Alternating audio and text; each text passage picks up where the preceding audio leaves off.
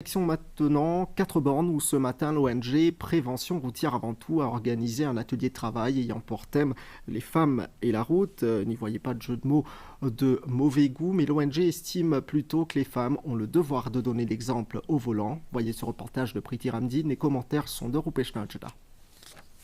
Constitue 40% des victimes. Les femmes et la route, thème de cet atelier de travail qui a réuni quelques 50 participants.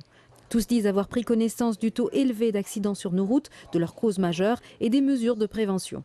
L'initiative est vraiment intéressante pour sensibiliser les femmes à être plus prudentes sur la route.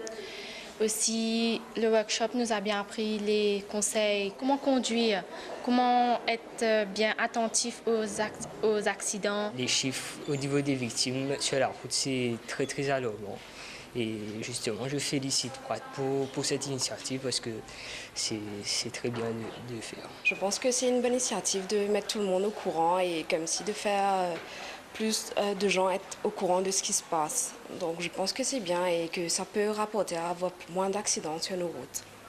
Organisée à l'occasion de la Journée internationale de la femme par l'organisation non gouvernementale Prévention routière avant tout, l'objectif de cet atelier de travail a été d'évaluer la situation en ce qui concerne les accidents de la route et aussi de promouvoir une bonne pratique de conduite sur nos routes. 6% des femmes sont impliquées dans les accidents de la route, alors que 94% de ceux impliqués dans les accidents, ce sont des hommes. Donc ces chiffres sont éloquents.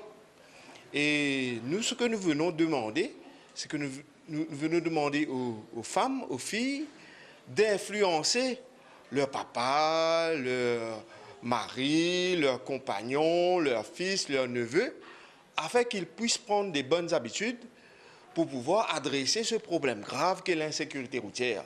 Parce que les femmes ont cette capacité d'influence, elles ont cette prudence innée, elles ont cette capacité de protéger la vie.